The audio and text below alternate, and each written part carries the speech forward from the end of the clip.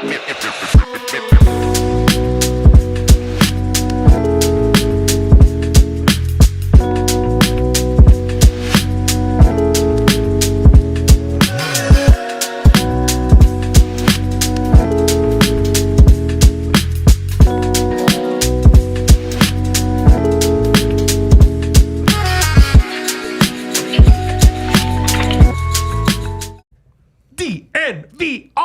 Draft Pod! Let's go, baby. It's our time to shine. It's our time of year. Frankly, Draft Pod owns the off-season, the in-season. It's always our time. Yeah, There's like a lull in August. You get like a little 2-week patch there right after the draft, after you've consumed all of the draft and like before you've kind of set focus on the next class. And then that little, it's kind of like right now, honestly, like the little lull before the season starts. But man, it's always draft season. That's why we got this pod. It really is. That's why it's so popular too. It's magical. It's majestic. We put as part of the headline, we are definitely talking about Bo Nix and other odds we like to win offensive and defensive rookie of the year. I've got my guys. J-Mike, Mount West is like headline in week 0. Mm-hmm. You're preparing for a Thursday nighter. You're a week away from Buffs football. I am. It's just what a magical, glorious time to be alive. I'm so happy to be with you guys. Me too, man. Thanks, I'm always happy to be with you guys. That's right. We are bringing that off-season, season prediction thunder. We always know. Everyone thinks they know everything coming into the season. Phil Steele has filled out his 500 pages, done his nerd work, but then stuff actually happens, and by September, we have completely different opinions, and by April, when the draft rolls around, everything has changed. So we're bringing it. We're going a little tinfoil hat, a little magic. What's that ball you see the future in? It's like the crystal ball. Crystal ball, not a magic 8 ball. I don't know who will go number 1. It'd be like a good try or something. Magic 8 ball wouldn't help us on this one. So we're getting into our draft hot takes, and then lots of betting stuff with Rookie of the Year awards, conference winner, spicy winners that we like the most. We've got it all. But start me off while I get this tweet out. Jake. What up? With your draft hot take. My draft hot take. The one at the top of your board.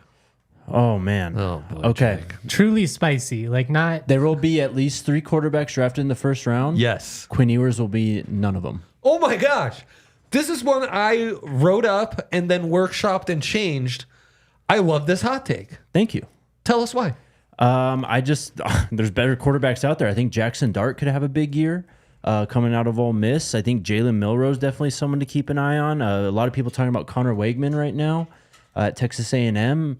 I understand, why people like Ewers, the big arm, and all the playmaking ability that he has. But again, we've talked about it all offseason.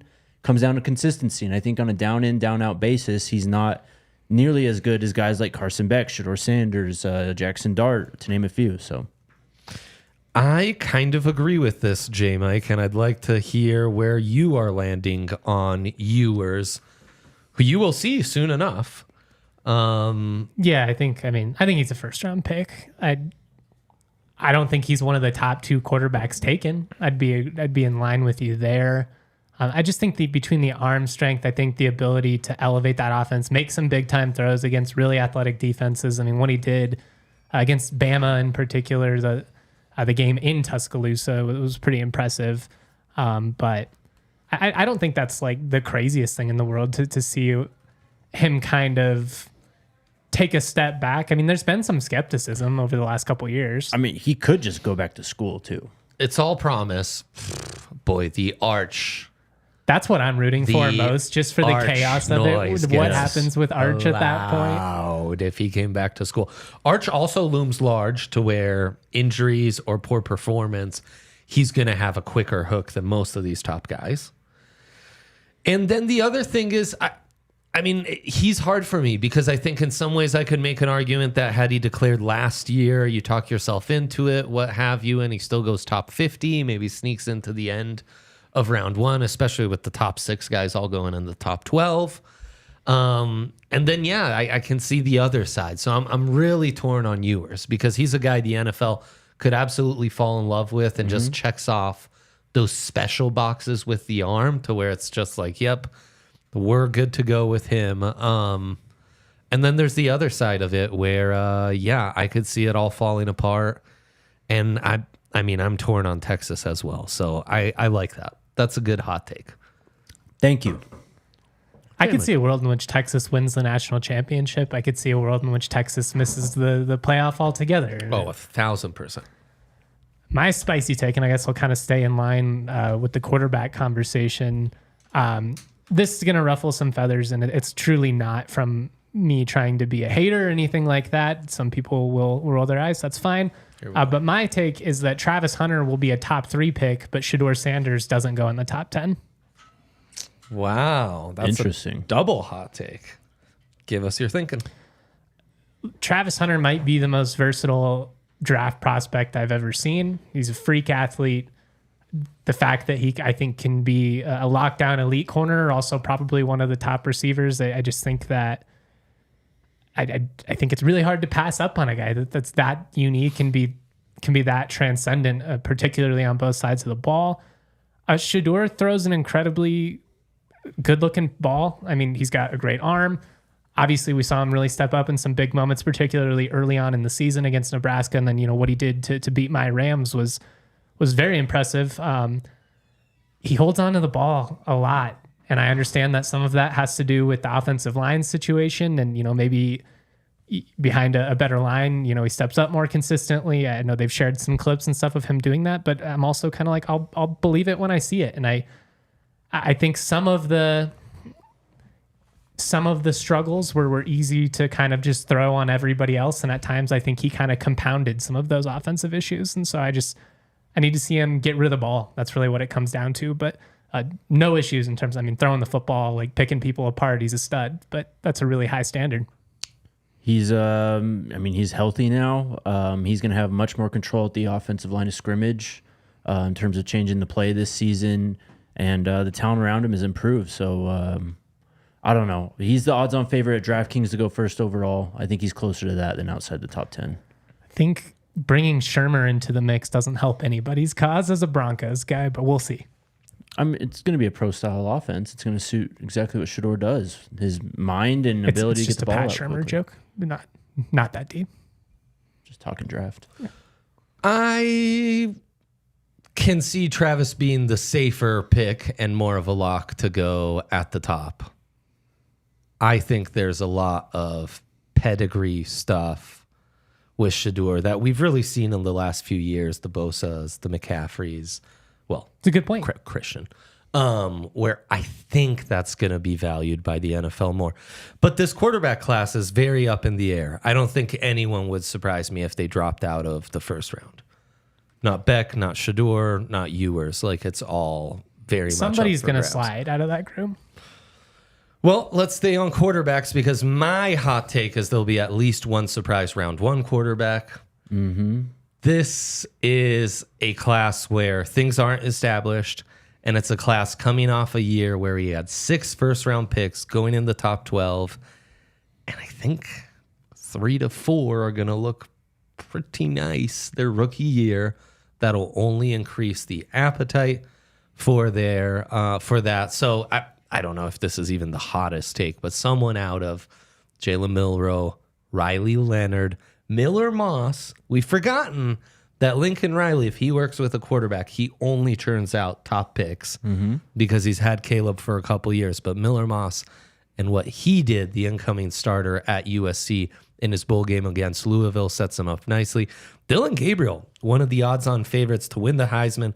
Oregon, crazy short odds to win the Big Ten, to win the Natty.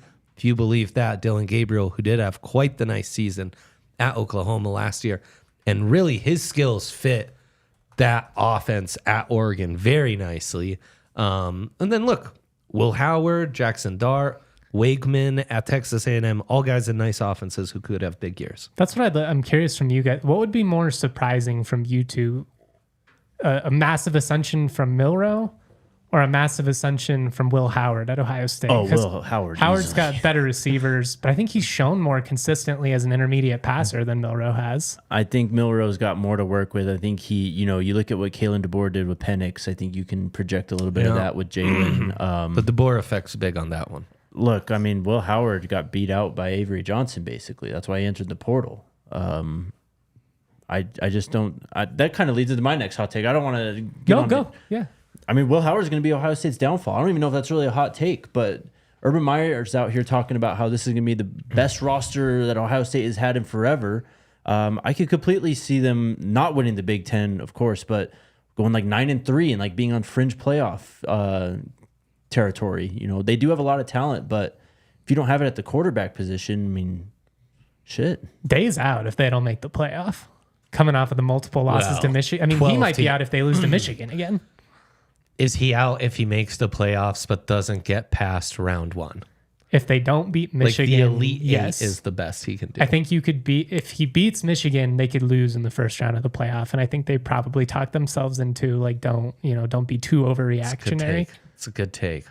It's also like Ryan Day. We gave him credit for a while, but Born now on third base. Kind of doing less with more right now. now now we have a track record of not every quarterback he touches turns into gold.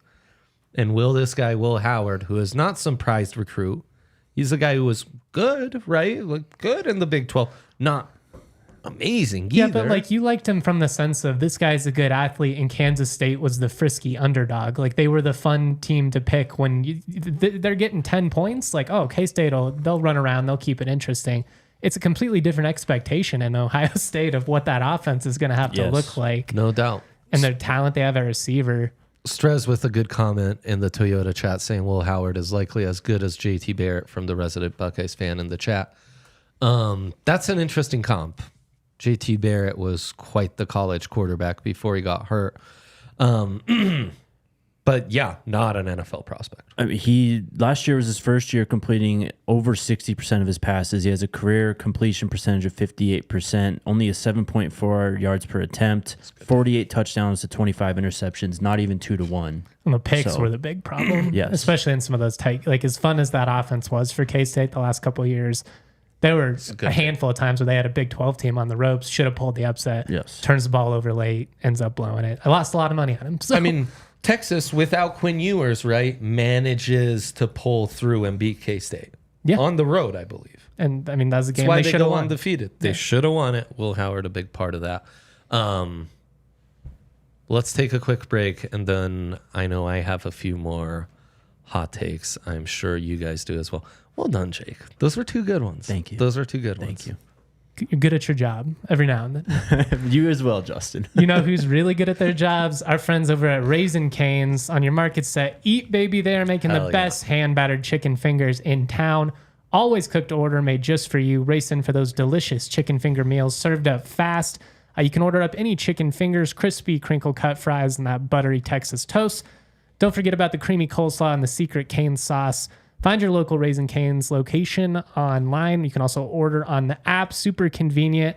The Cane's in Fort Collins is slammed all the time. I order it up on the app. Shoot right in there. Get it to go. I'm in and out. 2 minutes. So easy.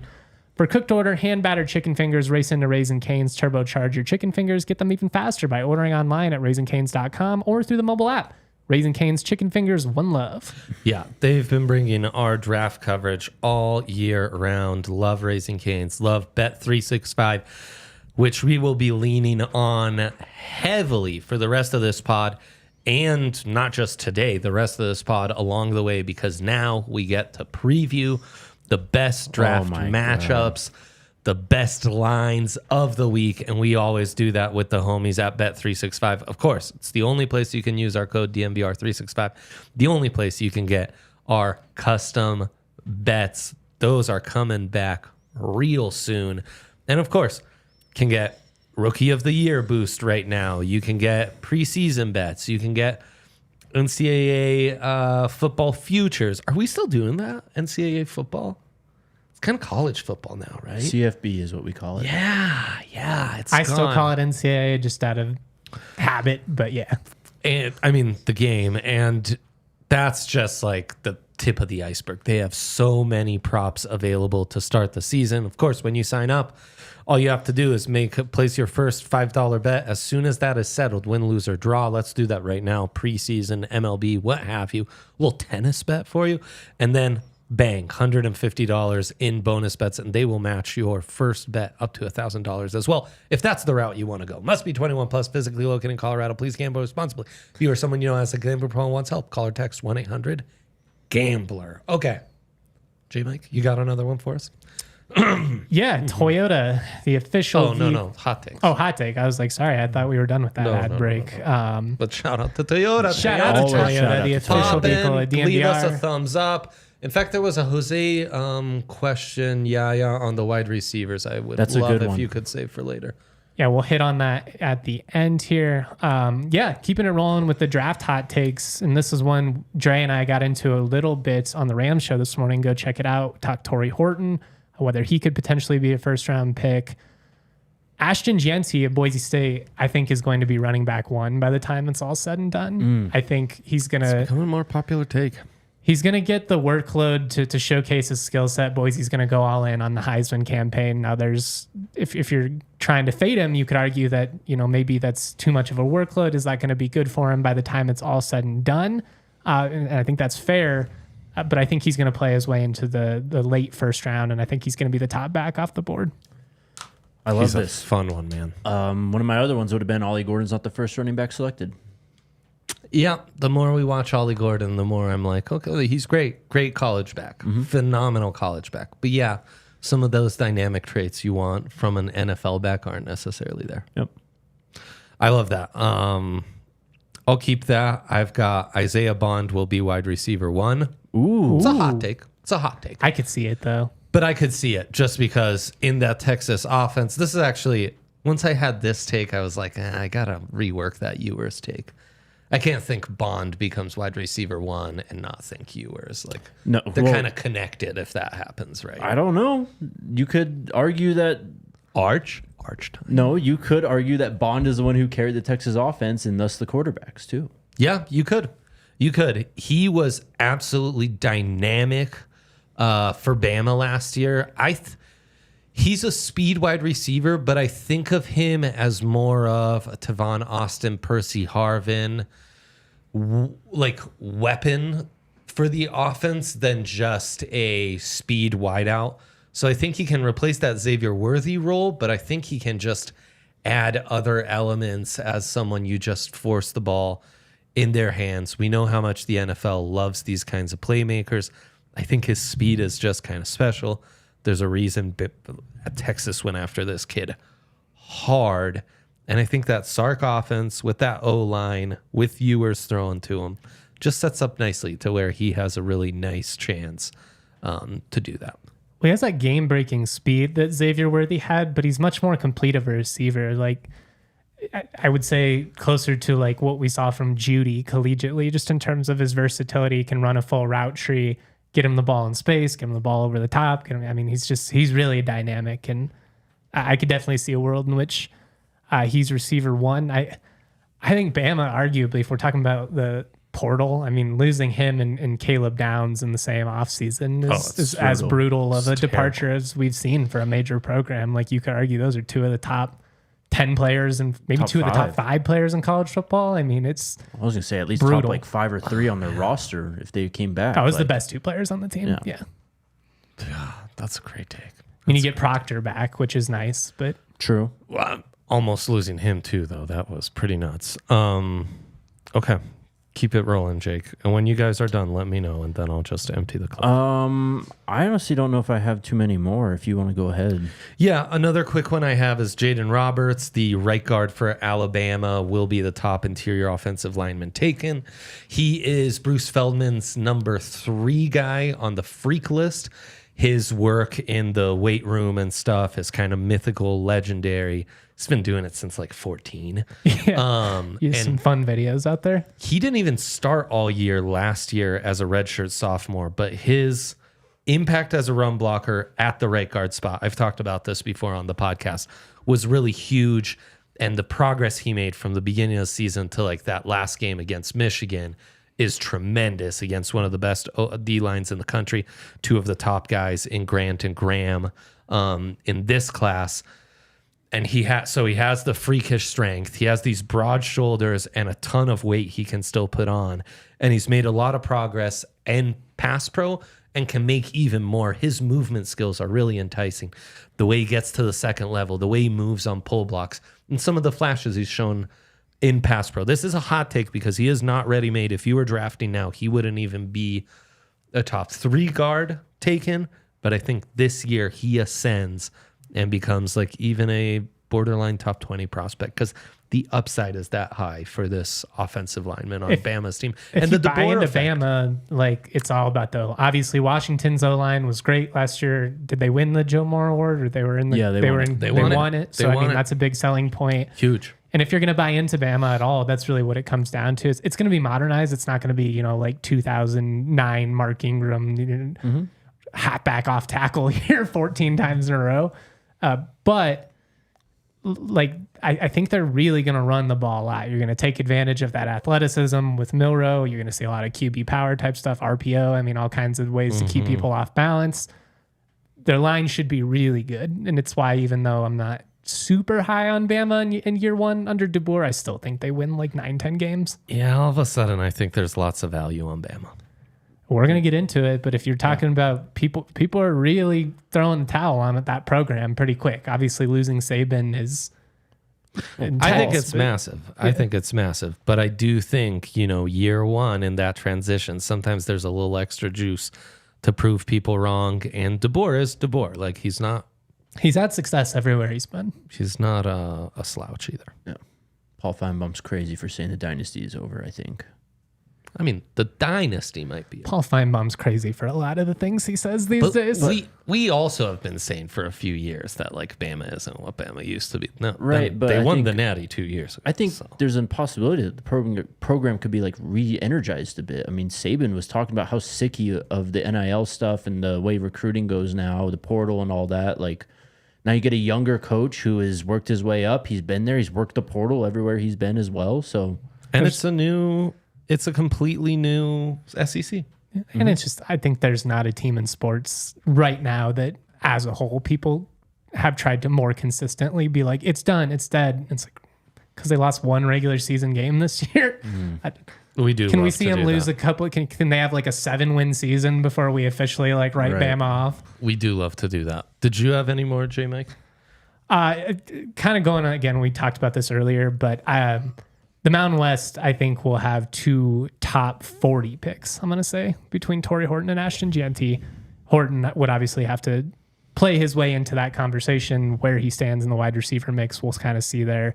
I think there's a lot of really good players that are going to factor into the draft conversation between these local teams. So I'm excited. It's going to be a fun year. Yeah, it's pretty sick. I've got a couple defensive ones. I think Landon Jackson, the massive edge rusher for Arkansas, who had that great game against Bama last year, I think he goes top 15. And in fact, I think we will see at least 5 edge rushers in the top 20 this season. There's just so much talent with the Ohio State guys and James Pierce, Harold Perkins, who I think will factor into that. Do we do a 180 from last year? Because last year was the 16 was the first defensive player? No, I think that's a little aggressive. I think it'll still be pretty heavy with wide receivers, quarterbacks, tackles, and even offensive linemen. But I do think the edge rushers and corners and some interior D-line will factor in way more this year. And yeah, I just think it's a really nice edge rusher class. Another guy to keep an eye on is Ethan Burke from Texas. I've mentioned him a couple times. His Texas tape, or his Bama tape, really stood out. 2.5 tackles for a loss. He's got great size, and obviously Texas loses their top 2 defensive tackles, so the D-line needs to rebuild from somewhere, and he's a big part of that. There's a Purdue transfer who went to A&M. Nick Scourton. There's a lot of talent on he the was edges almost a in buff, this class. but he's really good. He's very good, yes. They were really in the mix for him on that. Yes. That's crazy. And then the interior is going to be fun as well. But I think the edge rushers is really where it happens. There's even a who's the Williams kid at Georgia? Michael. Right? Yeah, Michael Williams. Yeah. So, I mean, it's just stacks on stacks on stacks. Even like a JT Tuilamalo at Ohio State, like how does he factor into the mix this year? Jake Sawyer. He's kind of fallen off a little bit. Tons of talent, no doubt. And I mean, that's a position where if you're the Broncos, you might be really intrigued by the offerings out there. Let's take our second break here, and then we'll get into Bo and Rookie of the Year odds here. Drafting football, it's a part of our DNA. Trucks have always been a part of Toyota's DNA. For generations, Toyota's built durable legends destined for greatness, perfect for Colorado. Whether you're conquering those off-road trails or hauling the weight of the world, there's a Toyota truck that's just right for you. You know it. Maybe it's the 2024 Tacoma. Maybe it's the 2024 Land Cruiser. What's awesome about Toyota is they offer 17 models with all-wheel drive or four-wheel drive, like the Epic 4Runner, perfect for Colorado. They also offer more low and zero-emission vehicles combined than any other automaker to give customers numerous choices to reduce their carbon footprint, but without losing, the versatility that you need, especially in a state like Colorado. They've got 16 different hybrid trucks to choose from, like the Tundra iForce Max hybrid truck. These new Tundras are sweet, man. I drove one around the Western Slope this past spring. Big fan. Visit your Front Range Toyota stores at a location near you. AutoNation Toyota, Arapahoe and Centennial, Corwin Toyota in Boulder, Groove Toyota in Littleton, Mountain States Toyota in Denver, Stevenson Toyota East in Aurora, and Stevenson Toyota West in Lakewood. This guy knows his Toyota dealerships. Toyota, man. They're the official vehicle of DNVR and the official automated partner of the NFL. Bang. Nicely done. And of course, it's event season. Go to ddnvr.com/events to sign up, see all our offerings. Right now, Broncos tailgating season right around the corner. You know the deal. The backlot of Sports Fan on 18th and Federal. You start the party early. You get to the DNVR before then. Party bus with a free soda pop to take on the road. Party it up on the way to the stadium. Then you get to do it up with all the homies. Week 2 against the Steelers. It's going to be awesome. Bo Nix's home debut. We'll see if the Steelers even start Russ. It's going to be electric. Those really started to take off last season. Already our first preseason one had over 100 people. We always have some amazing offerings as far as food, some great booze there, yard games.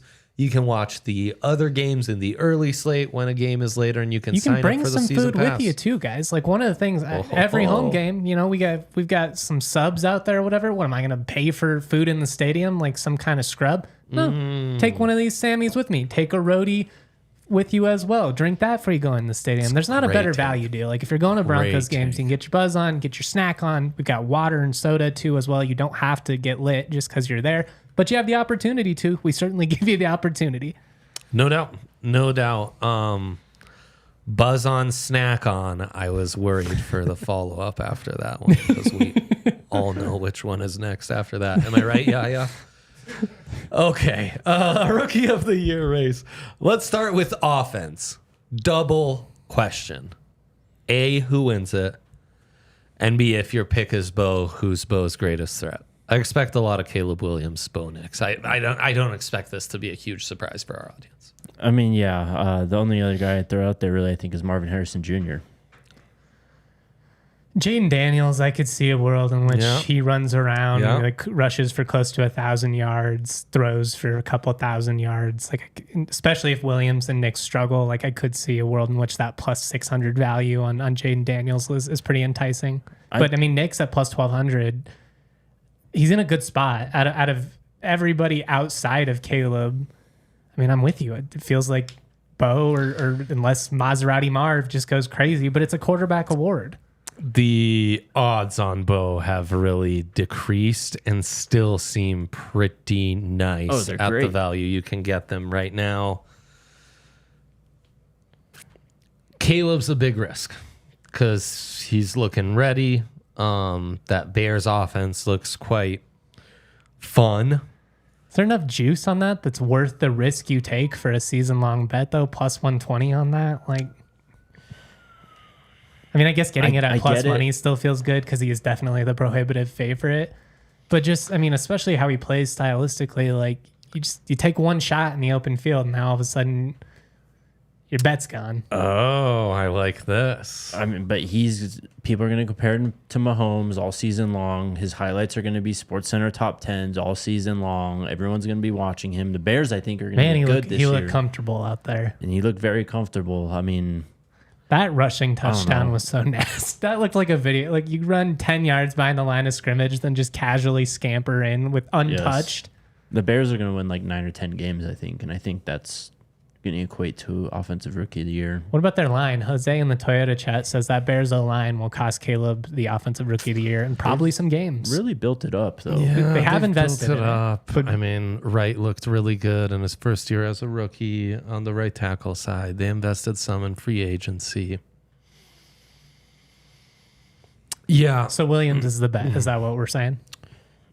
I don't know at those short odds, though. But that's I what don't I'm know saying. that Like, that's is a it really great bet. enticing enough for all the risk you take on a No. season-long bet? I think I like the value on Bo Nix better. But he's certainly the biggest threat. Maserati Marv is a tougher one. Well, who knows if Murray's going to be healthy for a season? What does that offense actually... I mean, the offense did kind of pop down the stretch. I was watching a lot of Cardinals with Trey McBride, obviously. I mean, he's going to be their number one target right away. I mean, he's the guy out there. He is the guy. They kind of emptied out the wide receiver room to make. And room honestly, for I think I'd probably throw out Xavier Worthy as well. Just immediately working with the first team with Patrick Mahomes. Like, they're obviously going to air it out. He's going to have some plays where he's 10 yards behind everyone else, and it's just a layup touchdown from 75 yards, which is I mean, he might have insane, a double-digit touchdown season, and 5 of them are untouched. you know? Right. So That's a good pick. Good value, too. That's of the later value ones. That's good. I think Drake May, the team success is just going to be too tough. I think Jaden Daniels is low key very much in the mix. I think it's those 3 rookie quarterbacks, Jaden, Bo, and Caleb, and it's Maserati Marv. Xavier Worthy's the only guy really worth betting outside of that. I'm going to go out on a limb and say Jaden Daniels is the Offensive Rookie of the Year. I just like the rushing component, and I think if Caleb or Bo maybe dip a little bit, I just think there's a world where you look up all of a sudden the Commanders are relatively competitive in a division that's wide open, and it's like, oh man, he rushed for 1,000 yards and threw for 3,000. Like that's pretty cool. Team isn't terrible either. Got speeded. Yeah, 100%. I mean, that receiving core is kind of nice.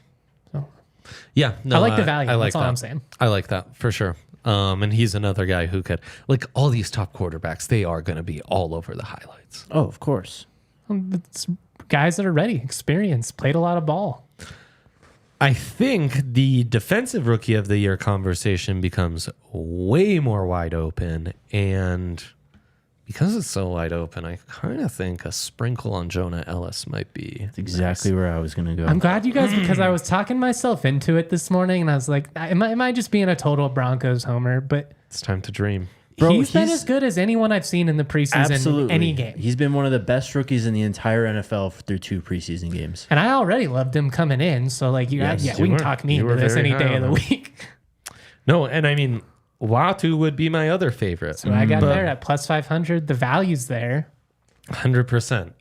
Also, Bo Nix rookie of the year boosted on Bet365 at plus 11 Hondo there. God, Yeah, their boosts 'cause are awesome. It's Latu but Latu, Jonah Ellis is very similar, Very well. They're also guys. We like those are draft pod guys, so it's not surprising that we come out immediately just Joan Ellis and Latu. Well, another Plus draft pod guide 5,000. I'm sprinkling that. that's like in between Darius Robinson in Arizona. Yes. Plus 3,000 right now, Bet365. Why do you like him? I just loved him coming out of Missouri. I thought he really impressed at the Senior Bowl. I thought he's got that perfect like body size to kind of go inside, outside. I thought he had a nice array of pass rush moves. More of an NFL game than some of these D linemen who'll need a bit of adjustment and Exactly. will only He be looked like ready to me. part-timers. Right? Exactly, yes. Right. He's not just getting snaps and nickel. He could play all 3 downs right now today. What about like a Byron Murphy? Is he going to be able to put up the stats to really be in that? I think that's An the thing. interior D lineman, yeah, unless you're flirting with almost double-digit sacks Pretty hard to pull that off. This is the one that's way more wide open. The offensive, it's like, yeah, it's going to be one of these quarterbacks. What can I tell you? This one is really like, you never know who could be one of a top 100 drafted cornerback who comes up with like 6 picks. And it's like, exactly. Oh, yeah, I guess he's it, Stress saying I like the new kid the Bears have at defensive end. Austin Booker? He's same odds as Jonah Ellis. We mentioned him as a preseason standout.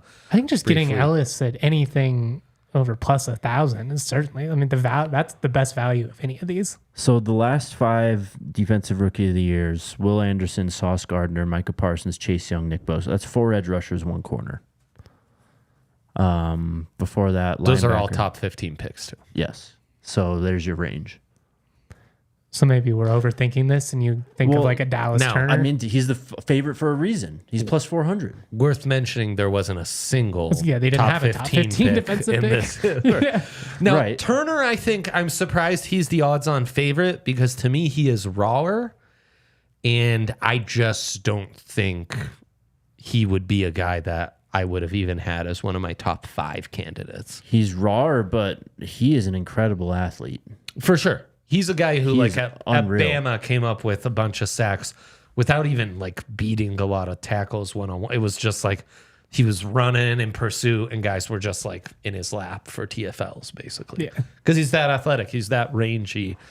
The other thing is Minnesota, are they going to be in a lot of leads, Like if you're going pass rush, what are the teams that are going to be nursing leads in the 4th where the D-line could just pin their ears back, get after them? And I'm kind of bullish on Indy. I think the Colts in that division, I think they're going to run the football well. I could see them playing up Latu, getting some chances to pin his ears back. with Richardson, huh? I think Jared Verse might be the Verse guy. is a good pick. Okay, sorry. Still just looking at this. There's only been 3 corners to win Defensive Rookie of the Year since 2000. Yeah, I mean, you got to come up You with gotta a have like bunch 8 of picks. Yeah. You got to come up with a bunch of picks. It's kind of random and lucky. And if you are good enough, they just stop throwing at you. Right. Yeah, I mean, Marcus Peters won it. He had a ton of picks that year. Sauce Gardner won it. I don't know how many he had 2 years ago. I think he had a good amount. Did he? And then the other one is Marshawn Lattimore. Forgot about Lattimore. Yeah, that's a good one. With yeah, Sean there's- Payton, right? Yep. There's too many DBs on this list. There's not enough pass rushers. That's why I keep coming back to Ellis just for the value of it. I would put Ellis's value right. I mean, Latu should be a little bit higher, but should you get twice as good value? I mean, a lot of this is perception, right? So you're getting 10x better value on Ellis than you are than Latu. No, that's not. Like I wouldn't say That's it's not accurate. I think Verse at plus 1,000 is probably the best value on here.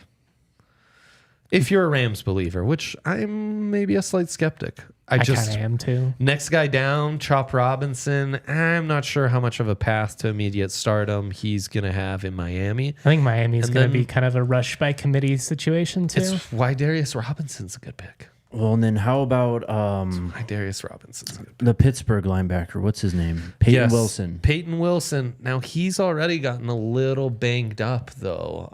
Okay. So I worry about that.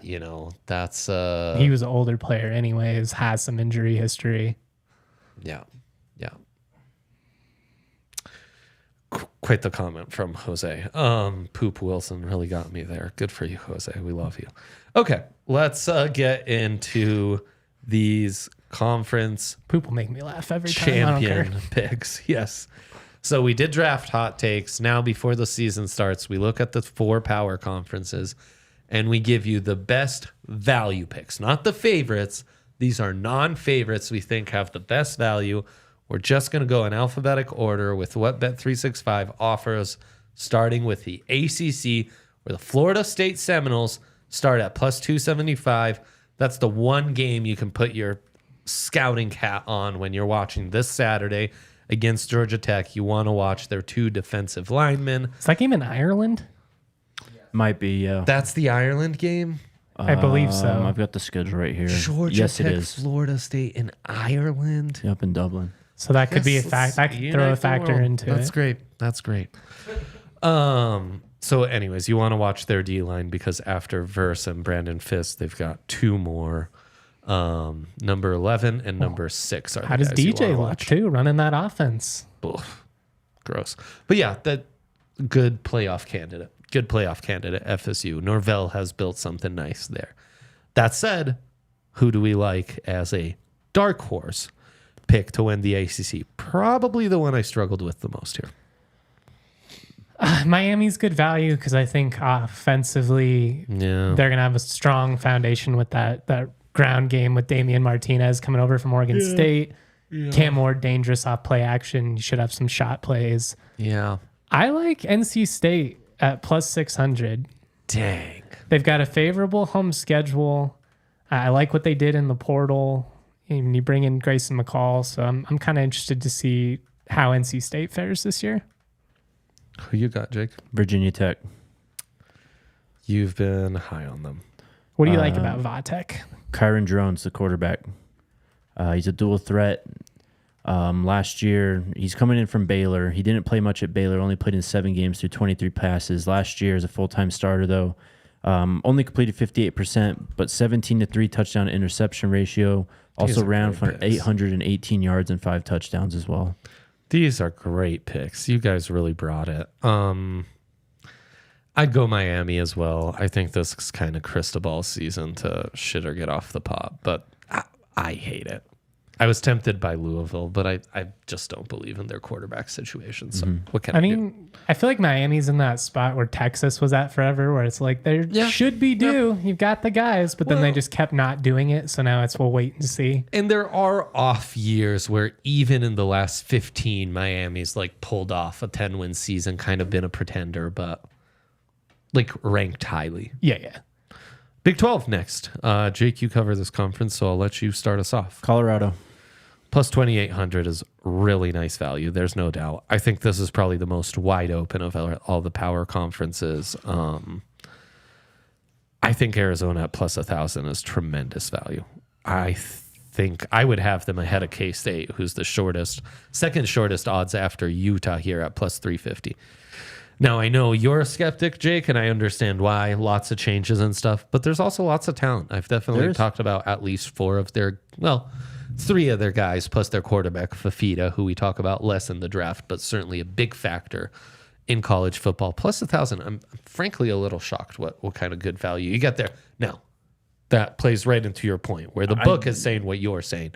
It's time to be skeptical. I just think Jed Fish was a really good offensive coach, and they're just taking an overall downgrade there. No doubt. I mean, the Wildcats, football-wise, the success they experienced under Finch is isolated in the last decade as the only period of really any sort of success. Is that fair to say? Yeah, but I think I wonder if you feel that more next year because you bring your quarterback back, because you bring the receiver back, that it's like it doesn't really matter. Fafita will be back next year. He was a true freshman last year. So, and that's what I'm counting on is kind of what we were saying with DeBoer at Bama. Like the first year, True. Ryan Day born on third base. Well, you can, for Arizona standards, you're born on walking third base. Walking in with Fafita and Trey McMillan's about as good of an offensive situation as you can one of the better inherit. O-linemen, one of the better corners in the country. So who's your dark horse?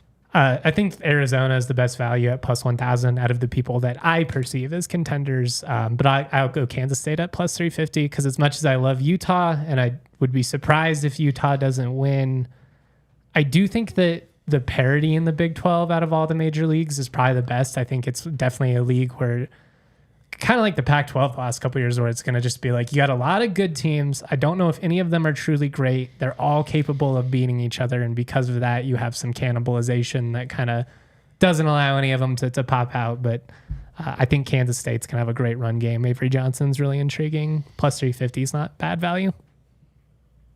I don't get the plus 350. To me, they should be in the plus 1,000.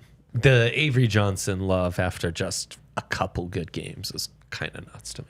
They've got a really good running back tandem, though. Obviously, they bring over Dylan Edwards from CU, and they've drawn a blank on the other guy. He's not even going to start. The other guy is the better back. I think they're going to have a strong run game. I think they're well coached. I think they're just going to be athletic. But Yeah, I mean, Arizona at plus 1,000, the value I think is up there. And if you are a CU believer, to get it at plus 2,800. I mean, you're getting the best player, the best quarterback in the league too. So yeah, arguably the two best players in the league, which certainly intriguing. Big Ten. Oh man, I see this conference as a 4-team race, and the lowest on the odds is Michigan.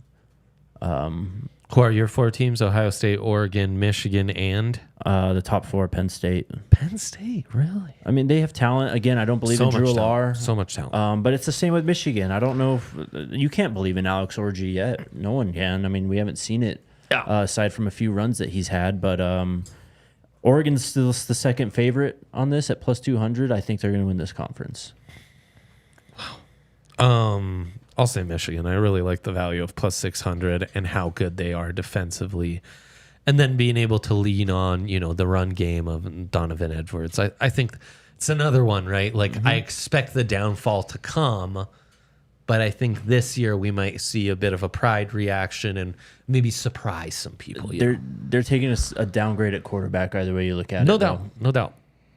So. But yeah, and I mean, honestly, more so than that, I think the biggest difference is the schedule is going to be a real schedule. I mean, last year they were able to play the most vanilla offense until November because they knew they didn't have a real matchup until Ohio State or Penn State. So they just kind of really made it easy. J-Mike. The Big Ten's weird to me this year, man. I don't have a lot of faith in any of these teams. I think Ohio State and Oregon have the most talent on paper. I like Michigan. I like the value. I think defensively they're going to be just as good as they've been. I think you still run the ball fine. I think your O-line's still in a good spot. You got a great tight end. And honestly, kind of with what Jake said, not a huge Will Howard believer. I think Ohio State outside of quarterback really deep, and so they're a pretty safe pick. But I mean, Penn State's got a really tough schedule. They got to go to West Virginia week 1. They go to USC. They've got Wisconsin on the road. There are just so many opportunities for them to have a slip up along the way that I can't buy into them. I mean, you could talk yourself into Iowa or Nebraska or something because their schedule's more favorable. And then it's if you got to the title game, could you get lucky and beat one of these teams? Maybe. But I don't really love the value of any of these picks. Oregon at plus 200. I do like Oregon as a real player in the league, but Michigan, I guess, would be the best value. Yeah, I think USC at plus 2,200 has some intrigue. I just think that's too tough of a league with a first-time start at quarterback. I've just seen too many bad USC defenses to think they're going to stop anyone when it matters. Yeah, I just have too many questions on that side of the ball. SEC, J-Mike, start us off here. I love Texas at plus 350 because I think Texas is going to win the league.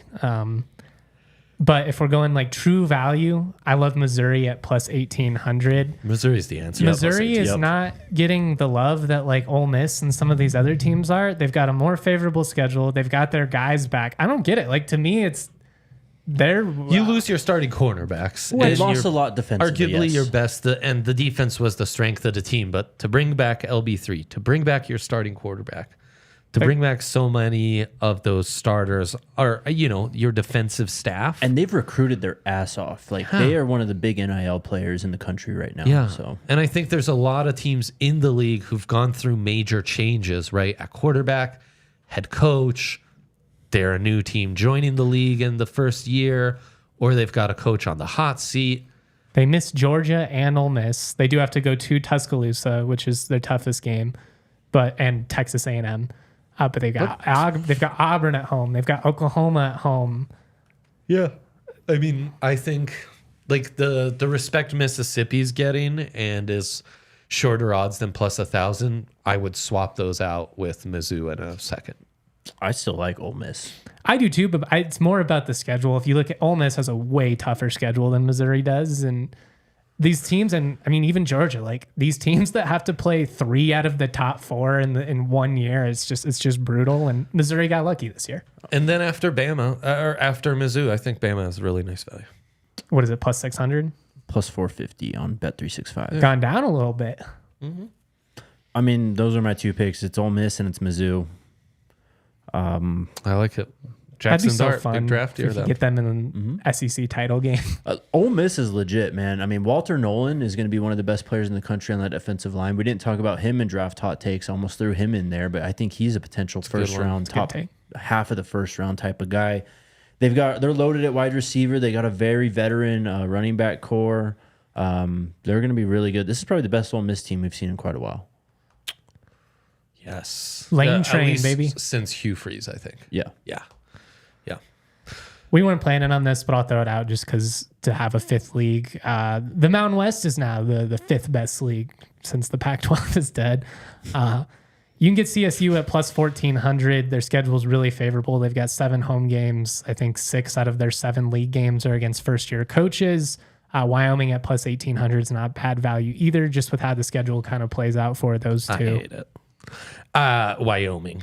But I do think Fresno and CSU have really nice value. I think Boise's Air being Force at overrated. plus 1,400.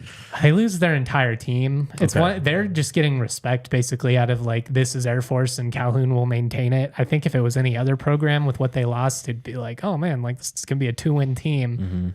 But also like Air Force is so unique. They've got they have literally like a high school. They get to have like a JV football team that plays other teams, and so it's a weird situation. The basketball team lost more guys to the transfer portal. Did the football team manage to hold on to some of their guys? They've been all right. Yeah, most of their key guys. That are makes back. a difference. Yeah. But yeah, again, they're replenishing a lot of their playmakers from last year. So I don't know that I love Air Force this year either.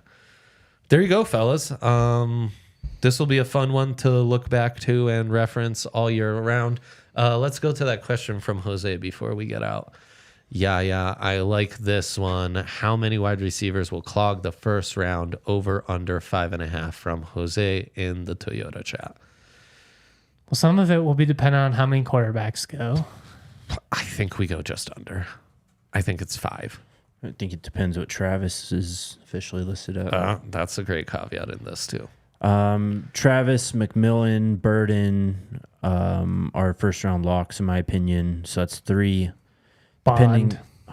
Isaiah Bond, depending on his year. Agbuka, depending on his year. Yeah, people like Evan Stewart. Of course, Torrey. I'm going over.